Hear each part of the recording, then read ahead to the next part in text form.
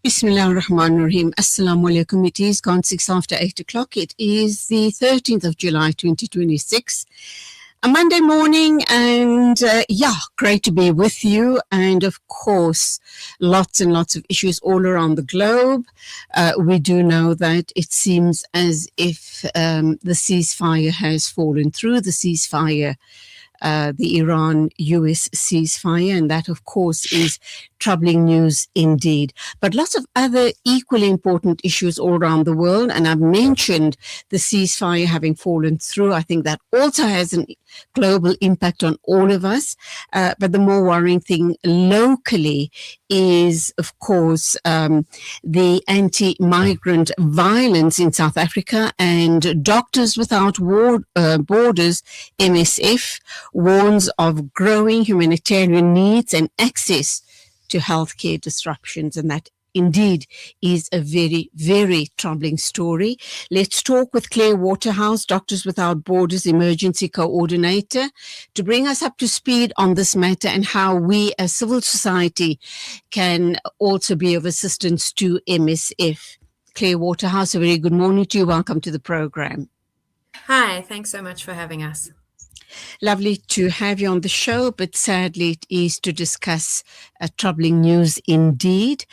Your organization, Doctors Without Borders, has launched an emergency medical humanitarian response after surge in anti-migrant violence, which, as we know, has displaced tens of thousands of people across South Africa. Bring us up to speed to the current situation. How are you coping with this very disastrous situation? Yeah, thanks so much. So yes, we have been monitoring this situation in the build-up to this arbitrary deadline of the 30th of June for quite some time, and then of course in the aftermath. And I think that there is a bit of a misconception that, on the 30th of June, things were not as bad as expected, and therefore the problem is over. But in fact, what we are seeing is that it's definitely not over, and it could even just be the beginning of this, because we are seeing many, many people fleeing from violence, from threats, from intimidation, from looting, etc., out of their communities and gathering in sites where displaced people are.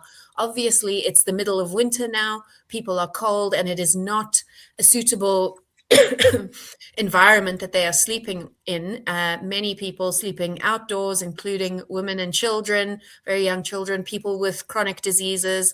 Others might be sleeping indoors in different sites, but do not have adequate access to sanitation, to blankets, etc. So we are very concerned about the situation that we see. We are encountering people daily who have experienced horrific violence at the hands of their former community members, who are now desperately trying to leave South Africa in the wake of this anti-migrant violence. And we see that the humanitarian situation is getting worse and worse. I am very grateful that South Africa has such an active civil society on this, and we are working with many different organizations who are doing their best to support these groups of people that are all over the country. But unfortunately, it is always like trying to put a plug in a leaking dam. There is too much for everyone to be able to do, and we really need more support to be able to do it. In particular, there are gaps with healthcare, despite everyone doing their best to fill those gaps. And we are particularly concerned about pregnant women, very young children, as I mentioned, but also people who are already on chronic medication and who now may have lost access to that chronic medication, particularly HIV, because as we know that missing or defaulting from your treatments for HIV can have a really detrimental effect on your own health, but also generally on public health. And we have heard of situations where, whilst the migrants were awaiting transport to go back to their homes, their home countries, that a couple of babies were born in those waiting areas. And and also, whilst those babies were being born or the women were in labor, they were up to a 4-hour wait for an ambulance to arrive to assist the mothers that were birthing at that particular point in time. Just as a matter of clarification, Claire, I did introduce you as the emergency coordinator at MSF, but I also see that you are the South African Director of Advocacy and Analysis. Explain that role to us, please. Sure. So at MSF, we are very flexible when emergencies arise. So my normal role on a day-to-day basis is as our Director of Advocacy and Analysis, meaning that, we are keeping an eye on these kinds of ongoing, more systemic issues and continuing to advocate and provide analysis around those things. But for now, yes, it is correct. I am the emergency coordinator for our response in Gauteng, and that's simply because the needs demand it, and we are always willing to do what needs to be done. Now, apart from obviously all of the supplies, the medical supplies and other supplies that is desperately required to assist these migrants, I should imagine you also have a huge need for medical personnel to come on board to assist.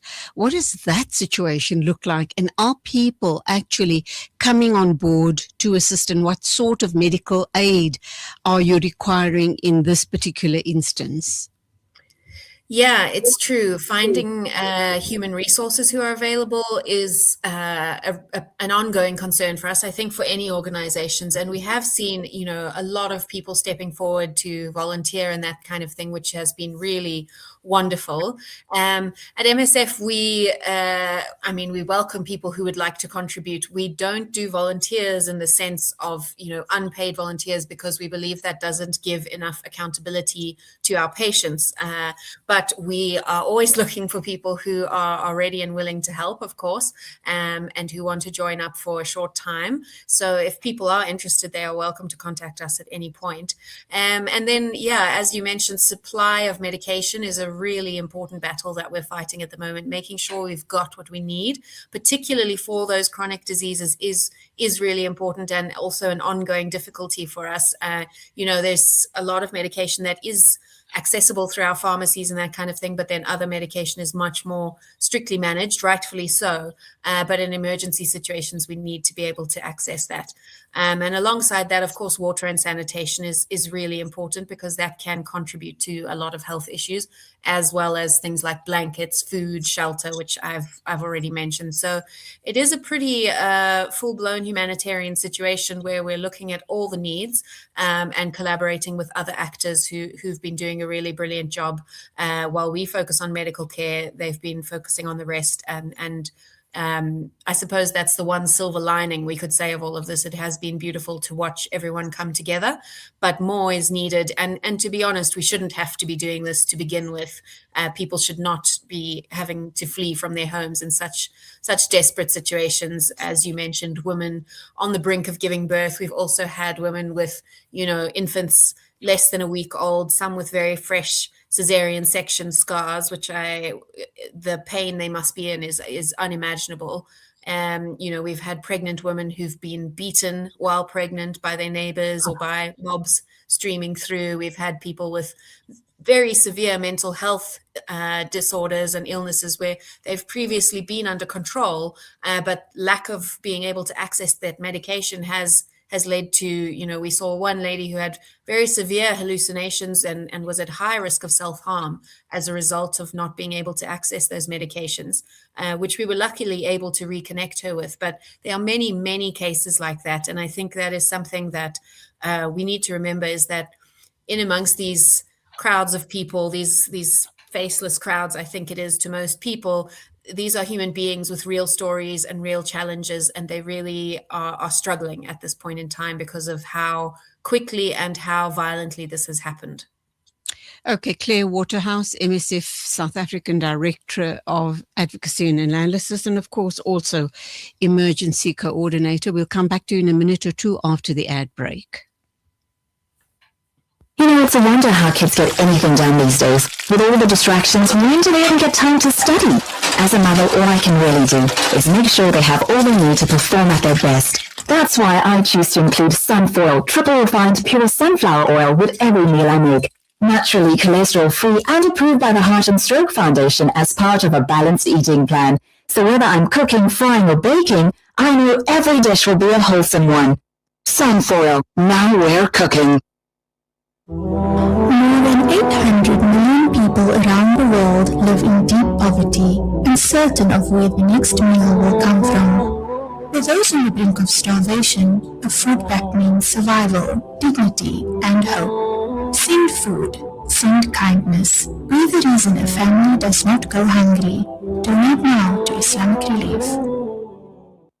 Discover the Africa of your dreams and surround yourself with her spectacular beauty. Relax beneath her serene sunsets and explore wildlife at its natural best. It's where the pride of Africa comes together. The Kwantu Private Game Reserve. Get to know the Big Five or cruise on an elephant safari game drive. Interact with lion and tiger cubs and enjoy world-class halal cuisine while we pamper you during your 5-star stay. Indulge in the true African experience. For reservations, call now on 042-203-1400 or visit kwantu.co.za.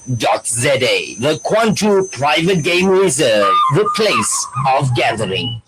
Are you banking with convenience, transparency, and flexibility? With Al Barakah Bank's transactional banking account, you can enjoy convenient everyday banking designed around your needs. Benefit from zero fees on point-of-sale transactions and manage your banking easily through Al Barakah's secure mobile banking app and internet banking platform. From everyday payments to managing your personal or business banking, Al Barakah makes banking simple, transparent, and convenient. Visit albarakah.co.za to learn more. Al Barakah, your partner bank. Al Barakah Bank Limited is an authorized financial services and credit provider. Africa, give the gift of clean water with African Muslims Agency. With every water well or borehole you donate, your drop becomes a river, reconnecting communities to nourishment, education, dignity, and empowerment. Sponsor a water well for 17,000 rand in Africa, or a borehole for 65,000 rand in Afghanistan or Africa. Quench the thirst. Reconnect the soul with African Muslims Agency.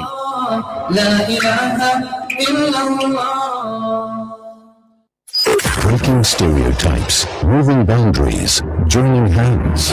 Salam Media.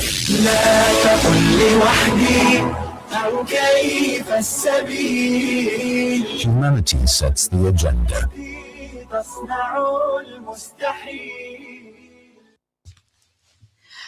Welcome back. It is 19 after 8 o'clock. I'm talking with Claire Waterhouse, and she is with MSF. A worrying situation indeed.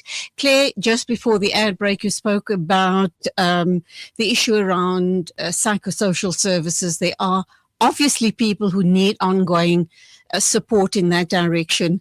Do you have volunteer psychologists and psychiatrists to assist in this field? You also mentioned that you've got paid medical personnel, because unpaid workers probably are not maybe as committed. I'd hate to think that, but anyway, there is an issue around that as well.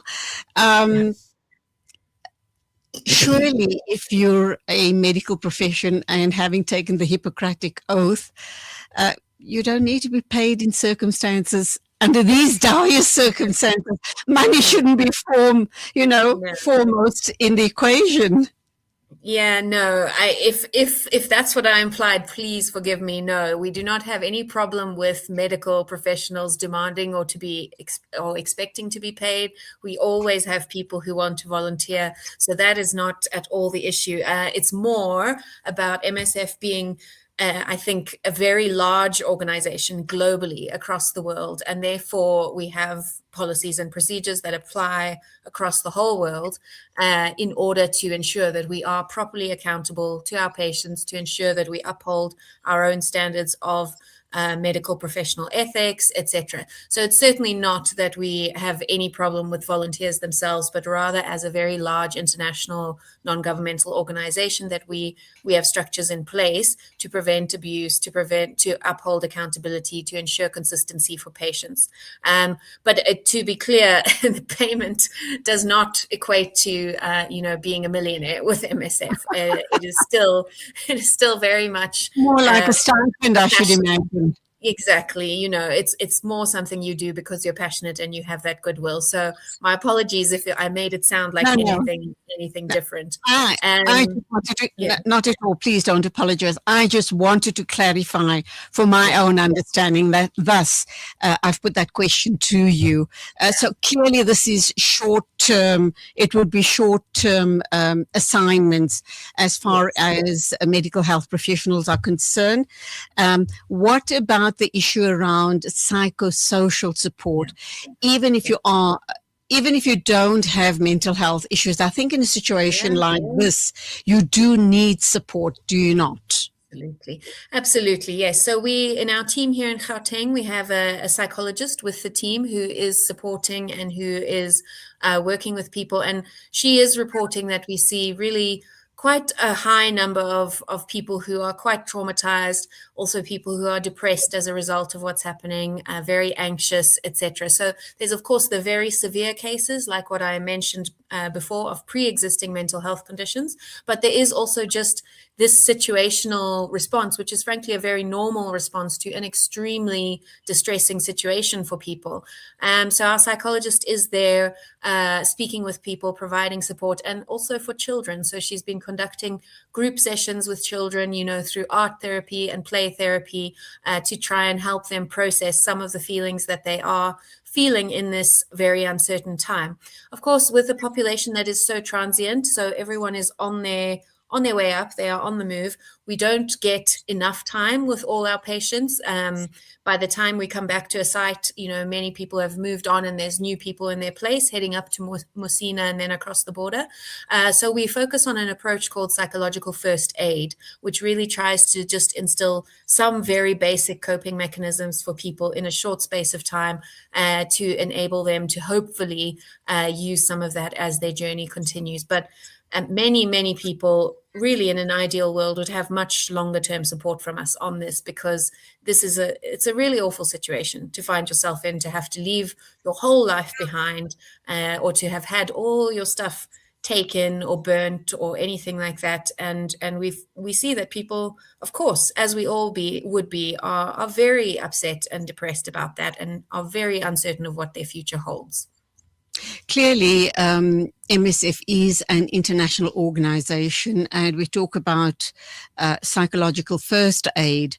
I should imagine that you have some sort of a plan, a continuation plan in place, so as people move on to their countries, to their home countries, that MSF will be there to pick up from where perhaps you started, to continue that support. That's very comforting to know. Yes. So we've been active in this region for decades, and we have operations in Zimbabwe, in Malawi, in Mozambique, and across most of the continent, to be honest. So we have immediately begun to activate those teams. They are assessing what needs are. So for example, in Beitbridge, we have a team that is urgently scaling up operations to be able to receive patients who might require continuity of care in any way, shape or form. And then our teams in Malawi and Mozambique are looking at similar options. So we are luckily able to say to patients, if we can't help or if we think that they need more, look for our logo, look for us when you cross the border. We also have a presence in Musina that is also urgently scaling up to be able to deal with the constant influx of people coming through. And that team also will be available to support. So it is actually a regional response at this point because the situation necessitates it. Where to from here? The current situation is dire enough, Claire. MSF is, I should imagine, well connected with a whole host of organizations, government, civil society, etc. What are you hearing regarding ongoing transfer of people from South Africa to their home countries. Are you expecting a huge swell in people coming through, or do you think that it's going to eventually quieten down? An impossible question in many ways, but our analysis of the situation is that this is likely to continue for a while, at least until the elections. It will probably go in phases or in waves, so at least that's what we're expecting, where we see periods where there are more people being displaced and more people moving, and calmer periods. But it's really important that everybody steps up, that being government, that being other governments from other countries as well, who need to support their citizens in South Africa, that being, as I mentioned, civil society organizations who are already doing unbelievable work. We need to come together, because if we don't, this will become a much more exacerbated humanitarian crisis. And for a country in peacetime, non-conflict time like South Africa, that would be really quite a shocking indictment of how things are going if we see so many people on the move due to threats of violence, intimidation, etc., and where their needs are not being adequately catered for on the process of them leaving the country.